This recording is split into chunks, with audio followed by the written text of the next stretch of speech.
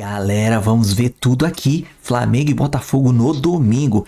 Libertadores já passou, fizemos o trabalho de casa, tudo certinho, lá o placar preciso e o necessário pra gente, né, na Libertadores. Ponto. Agora o Flamengo é só fechar a Libertadores na última rodada com placar elástico e a gente se garantir em primeiro, porque o jogo de lá, LDU vai ganhar e todos vão ficar com 11 pontos, beleza? Mas o Brasileirão é agora. Libertadores já virou a chave seletora e vai ser um jogaço, um clássico, né? Porque o Botafogo tá em progressão também, tá melhorando e a gente vai pra cima. Crédito de imagem ao Sport TV, Grupo Globo, link abaixo.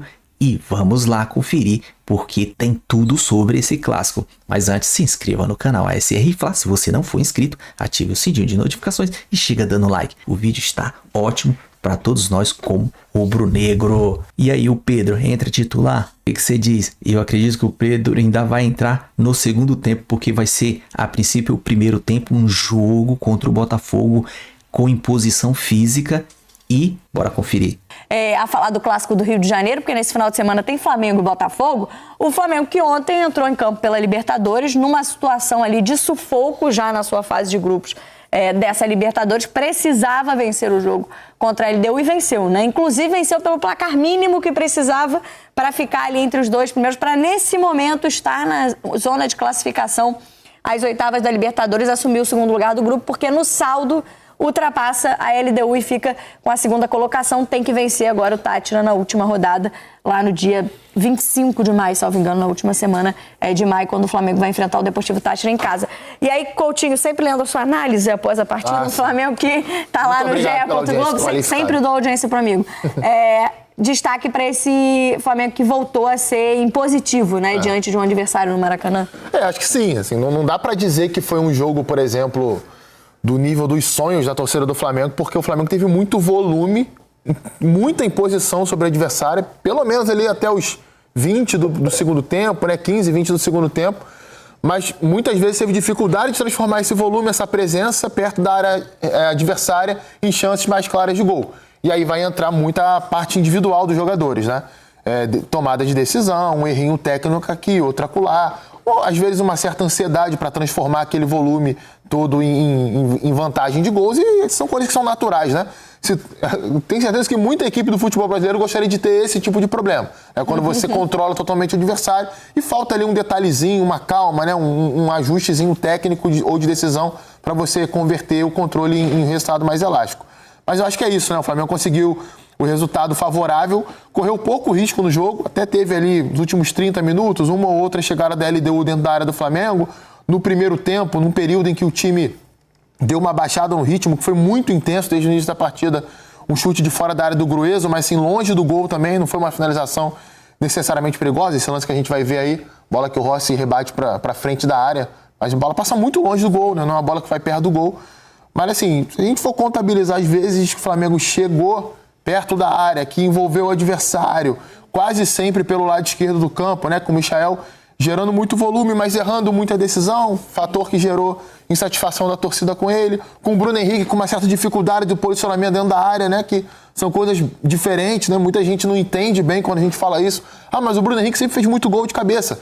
Existe uma diferença de você ser o elemento surpresa, atacar a área e você já estar dentro da área, você já ter que lidar com a marcação já em cima de você e você não chegar como elemento surpresa. O Bruno Henrique acho que tem uma certa dificuldade com isso quando atua como centroavante, detalhes ali que o Felipe Luiz vai ter que ajustar para a equipe.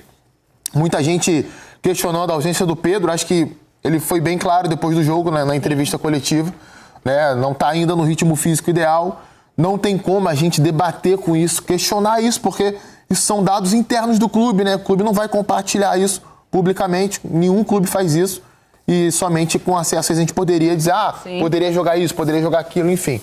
Mas acho que a notícia para a torcida do Flamengo ontem foi muito positiva, principalmente porque o Táchira, o adversário da última rodada, é um time bem inferior à LDU, que já não é a melhor LDU possível. esse Tátira que vai enfrentar o Flamengo é bem inferior. A gente pode até mostrar o grupo, né, a classificação desse grupo do Rubro Negro na Libertadores, porque a preocupação era justamente com a LDU, talvez adversária direta nesse momento, e com a questão do saldo de gols. Porque na última rodada, né, repetindo, o Flamengo joga no Maracanã contra esse Deportivo Tátira, que não somou pontos ainda na Libertadores, né, não ganhou nem um pontinho, perdeu de todo mundo, e o Central Córdoba vai jogar contra a LDU em Quito. A LDU joga em casa, na altitude de Quito, contra o Central Córdoba. Então, né, a preocupação se o Flamengo empatasse, por exemplo, o jogo, é porque a LDU poderia 11 pontos, ou o Central Córdoba também, enfim. O Flamengo agora precisa vencer o Deportivo Tátira para ir a 11 pontos, e aí ou ficar empatados os três, né, com o mesmo número de pontos, isso, ou, no caso de um empate, melhor ainda, no caso do Flamengo, e o Central Córdoba ir a 14, dependendo desse resultado do outro confronto. Mas, enfim, para o Rubro Negro é vencer o Deportivo Tátira de olho em saldo de gols. Porque caso a LDU vença, tem essa questão de 3 times com 11 pontos isso, e o saldo de gols definir os 2 classificados. Nesse caso, para simplificar, o Flamengo com uma vitória simples sobre o Tátira, vamos supor que o jogo vai ser enrolado 1-0.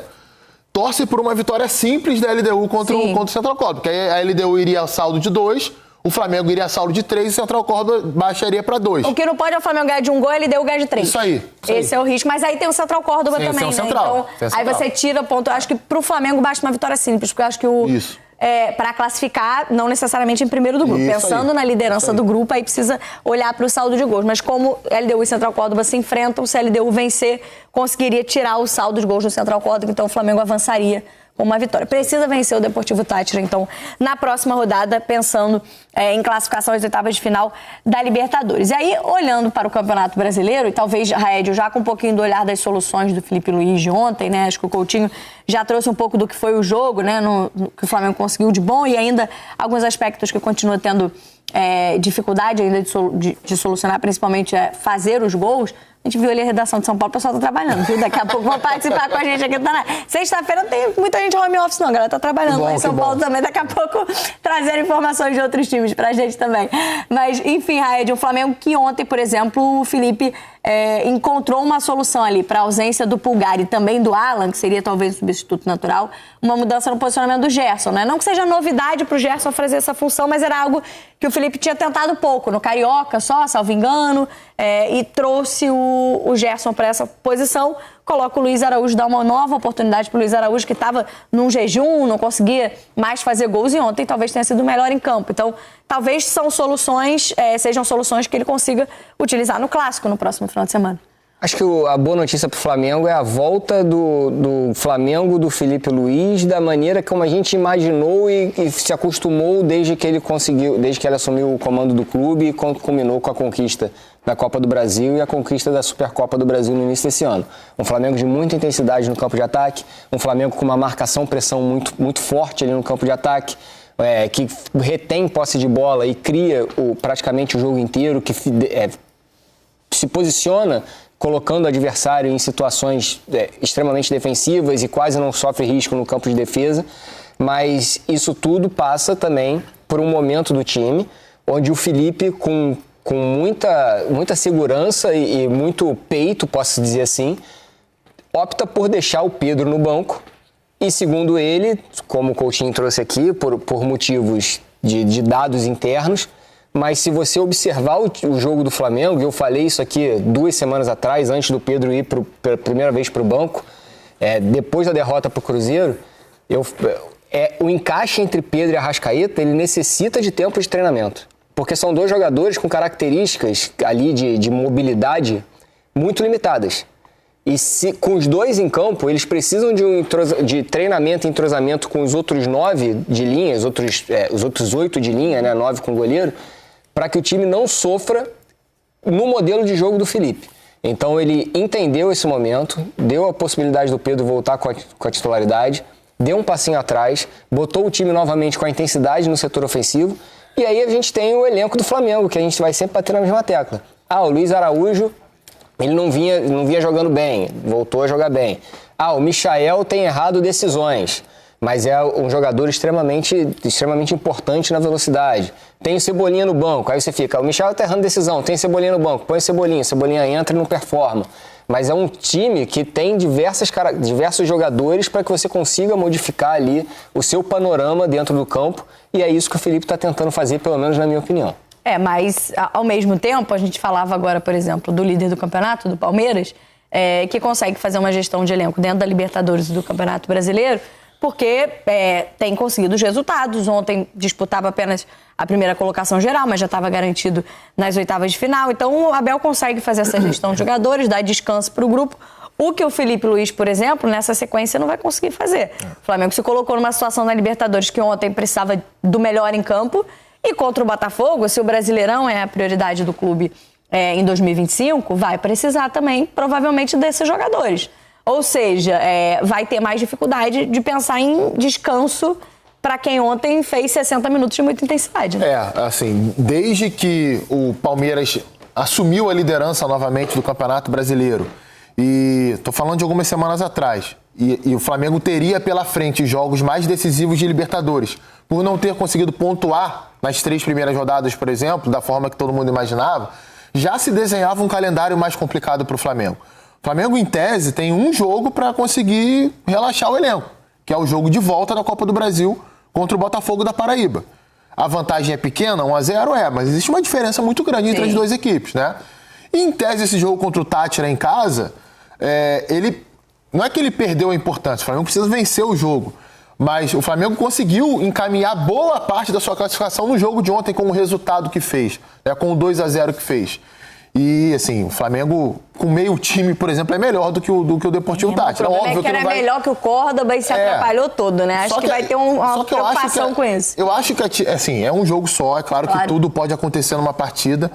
Mas se a gente pega até o jogo do Córdoba no Maracanã, a vitória do Córdoba no Maracanã, era um jogo em que até o Córdoba abriu o placar, o Flamengo era bem superior em campo, né? Já tinha tido 3 chances. E aí o time se desestabilizou. Eu não sei se isso acontecesse, sei lá, contra o Tátira, com 10, 15 minutos, se ocorreria a mesma coisa. Acredito que não, porque, sabe, é difícil você acreditar que um time tão experiente repetiria esse mesmo erro. Mas é um calendário mais atribulado, sim. O fato de você estar atrás do Palmeiras, né, na tabela do Campeonato Brasileiro, te obriga a sempre estar pontuando, né? A não tropeçar para não ver o adversário abrir uma frente no campeonato. Mas é isso aí, cara. É um clube que investe, que o Flamengo investiu, tem o elenco que tem, a cobrança que tem, cara, domingo e quarta um desafio, né? Não dá para relaxar. Isso é um traço do futebol de hoje. Muitas vezes é algo negativo. Acho que o torcedor muitas vezes não curte tanto uma vitória do time dele, porque está sempre pensando no próximo desafio, na próxima resposta que tem que dar. Mas, enfim, equilibrar uma coisa e outra é um desafio dos jogadores e do treinador da equipe. E aí, falando em equilíbrio, quem está buscando essa palavra é o Renato Paiva, né? No comando do Botafogo, olhando para o Alvinegro também para esse clássico do final de semana. Mesma situação até, não a mesma, mas uma situação parecida com a do Flamengo em relação à última rodada da fase de grupos da Libertadores, né? Deixou para a última rodada a briga pela classificação, mas também depende de si. Uma vitória do Botafogo praticamente assegura a classificação às oitavas de final, porque o Botafogo venceu o Estudiantes em casa nessa semana, na quarta-feira, e conseguiu ali empatar em número de pontos. Tem a Laú com 10 pontos que venceu, mas enfim, pode chegar aos 11 pontos, aos 12 pontos, né, se conquistar a vitória, e aí consegue a classificação, joga em casa a última rodada dessa fase de grupos contra a Laú e pode garantir, então, na última rodada, embora tenha deixado para lá, né, para a última rodada também buscar essa classificação. Agora, Red, é um Botafogo que talvez nessa partida, embora um empate, né, do Estudiantes tenha causado um certo temor ali, um susto grande no torcedor que viu o Botafogo abrir 2-0, ter chances de ampliar o placar, mas aí o 3-2 dá uma acalmada. O resultado, no final das contas, acho que traz um pouco mais de confiança para esse grupo. Até notícia do GE. Globo é que o Paiva deve repetir a escalação desse confronto para o clássico contra o Flamengo. O time vai ganhando um pouco mais de confiança porque os resultados começam a aparecer, mas ainda tem esses pontos de desequilíbrio dentro do jogo, né? Pensando assim em contexto, Camila, eu acho que, apesar de, pegando o panorama geral, as campanhas dos times na Libertadores, elas terminem ali, basicamente, nesse momento, iguais, mas pensando um pouco em contexto, era um Botafogo em uma formação atrasada contra um Flamengo que todo mundo falava que era um Flamengo extremamente bem treinado, um Flamengo que tinha talentos individuais, contra um Botafogo se reformulando, com o modelo de jogo ainda sem encaixado, sem técnico no início da temporada.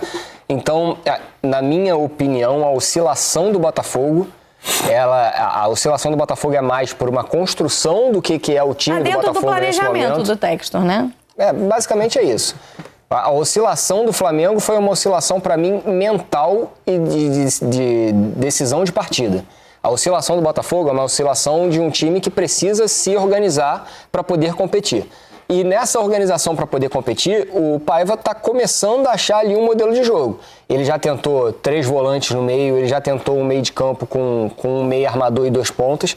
E agora ele está montando um time com 2 linhas com 4 jogadores e um segundo atacante flutuando atrás do atacante de referência. E esse cara é o Arthur, que vem crescendo de rendimento, jogando por dentro, atrás do Igor Jesus. Aí acho que são 2 notícias boas, né, pensando individualmente nesse grupo do Botafogo e principalmente para o clássico desse final de semana.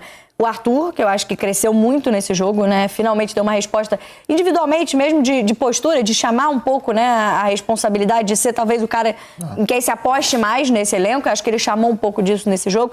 E do Cuiabano, né? Que foi talvez a aposta mais surpreendente do Paiva, não sei, nesse Cuiabano mais como um ponta e que vem entregando, vem performando, sendo importante para esse Botafogo com essa performance. Acho que é legal falar dos dois, assim. Sobre o Cuiabano, o Renato Gaúcho tinha utilizado ele assim no Grêmio, num período em que o Grêmio estava com muitos desfalques, ele já tinha ido bem.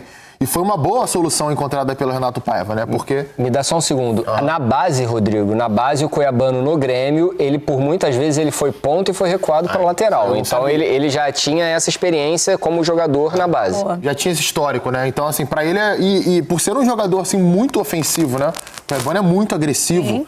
Tem uma potência para chegar na área, na linha de fundo, finalização da entrada da área, que são coisas que, às vezes, o time tá mal e ele consegue, através dessas características, empurrar o adversário para trás, criar uma boa jogada, elevar o moral da equipe por um setor que as coisas não vinham funcionando tão bem assim, né, anteriormente no Botafogo. A verdade é essa. Então, acho que é uma solução encontrada que, se a gente for imaginar o time ideal do Botafogo, talvez ele até brigue por uma posição um pouco mais adiantado, tendo o Alex Telles ali como lateral, e o Savarino voltando por dentro, enfim, a gente vai ver como é que o Renato Paiva vai ajustar isso mais pra frente. Sobre o Arthur, cara, eu acho que é muito importante sempre a gente repetir uma coisa aqui. O jogador chega a um país, né, volta ao país, a um clube novo, com uma responsabilidade imensa de substituir o Luiz Henrique, vestindo a camisa 7 do Botafogo. Cara, não é todo mundo que vai chegar arrebentando, jogando bem, adaptado, né, e altamente confiante, não. As pessoas precisam de um tempo para se adaptar a qualquer lugar novo. Isso aí eu não estou falando só do futebol, não. Na vida é assim, quando você muda de emprego, você muda de cidade, de lugar, cara, não é assim que você não vai render 100% do que você pode render rapidamente. E acho que o Arthur, não só nesse jogo, mas nas partidas anteriores a essa, já tinha começado a reencontrar o nível mais próximo dele, né? Inicialmente jogando por trás do Igor Jesus, com o Jefinho pela direita. Nesse jogo, partindo da direita, né, fazendo algumas trocas com o Vitinho, hora por dentro, hora por fora, e o Igor Jesus junto com o Juan Cruz por dentro. Vamos ver como é que vai ser no clássico, né? Você falou que provavelmente possa haver uma repetição. Acho que seria salutar para a equipe, né, ter essa rotina, para até chegar mais pronto no jogo do meio de semana que vem, terça-feira, contra a Universidade de Chile. E o Botafogo é mais time que a Universidade de Chile, e o Estudiantes é mais time que a Universidade de Chile. Então, assim, o Botafogo, ele cumpriu a parte mais difícil daquilo que precisava fazer, que era dominar o Estudiantes, vencer o Estudiantes e encaminhar a classificação. Agora, se repetir algo próximo daquele desempenho, vai carimbar a vaga para a próxima fase. Importante demais para o Botafogo, para o Flamengo, os resultados da Libertadores e agora pensando no jogo do Campeonato Brasileiro. Rapaziada, Libertadores saiu como previsto, era o que a gente precisava, enfim, tudo certo. Agora virou a chave seletora, é Brasileirão 2025 e vamos assumir a ponta porque a gente vai ganhar. E eu já dei meu placar, vai ser 2-1 pro Flamengo, porque vai ser tiro trocado. O Botafogo tá subindo, tá progredindo, tá performando aos poucos e eu acredito que eles vêm pra cima e vai dar a chance pra gente. Olha, não sei não, vai ser um jogaço. Domingo às 18h30, meu Deus do céu, tô ansioso porque o meu coração pulsa Flamengo. Flamengo tem que estar preparado. Eu não sei como vai ser ali a dupla de volante, porque a dupla de volante, Gerson tá expulso, Eric Pulgar tá lesionado. Vai ser De La Cruz e Everton Araújo? Agora o Felipe vai ter que confiar nele. Ou vai querer colocar o Léo Ortiz ali junto com o De La Cruz, trazer para a zaga Léo Pereira e Danilo, com laterais Alexandre na esquerda, Wesley na direita, Rossi, na frente, no meio ali, o miolo, a Arrasca, né? Com a 10, não tem como. E Pedro, vai entrar agora ou não? O que vocês dizem? Eu ainda acredito que ele vai pôr lá o Pedro como referência só no segundo tempo. Porque a princípio, o primeiro jogo, no primeiro tempo, vai ser um jogo pegado, de muita força física, uma marcação, outro correndo. E o Pedro, ele não vai estar para isso. Eu acredito que ainda vai entrar com o Bruno Henrique como referência. Arrascaeta no meio, né? Nosso motorzinho. E Luiz Araújo na direita, desculpa. E o Cebolinha ou Michael na esquerda. Quem tiver melhor em questão física para estar correndo ali, fazendo e dando trabalho. Eu acredito, como o Felipe Luiz confia muito a questão do trabalho sem a bola, eu acho que ele vai pro Michael. Porque o Cebolinha, cara, o cara é um profissional, não sabe cobrar nenhum escanteio. Cobrar escanteio não exige muito do físico, é saber, é jeito. Pô, o cara não consegue bater um escanteio direito. Olha os escanteios que ele bateram. Meu Deus do céu, imagine chutar no gol. Ele acerta aquelas bolas, é por acaso, não é possível. E aí? Cara, vai ser um jogão, tô ansioso. Diz aí o que vocês acham. Vai ser quanto o jogo? Qual o seu placar? Ai, comenta aí. O meu eu já falei, 2-1 pro Flamengo, pro Mengão, e a gente vai assumir a ponta, porque o jogo daqui de São Paulo vai ser Palmeiras e Bragantino. E o Bragantino, ele não perdeu. Acho que tem uns 7 jogos que ele não perde. Acho que o Brasileirão, eu acho que ele não perdeu. Não, já perdeu sim. Que o único invicto era o São Paulo, e o São Paulo já perdeu a invencibilidade. Hoje não tem nenhum com invencibilidade no Campeonato Brasileiro. Mas o Bragantino tá numa progressão que foram 6 vitórias seguidas. Empatou com o Grêmio lá no Rio Grande do Sul. Por isso que a gente ultrapassou ele para segundo. Mas vamos, tudo é possível. E eu tô confiante. Você tá confiante? É isso aí o vídeo, galera. Se gostou do vídeo, já se inscreva no canal ASR Fla, ative o sininho de notificações e chega dando like. Chega dando like porque ajuda demais a gente e a gente fica satisfeito e eleva o canal pra caramba. Compartilha com a geral, todos os rubro-negro que gosta do Flamengo, compartilha esse vídeo porque ele vai gostar com certeza. E pros antes, os antes são os que mais olham, eles ficam ali, ó, só de receio, querem saber o que a gente tá fazendo e o que vai dar pra eles fazer contra a gente. Isso é certeza. Comenta aí, dá seu palpite e tudo mais com relação aos comentários e o vídeo, beleza? Tamo junto e até a próxima. Saudações rubro-negra!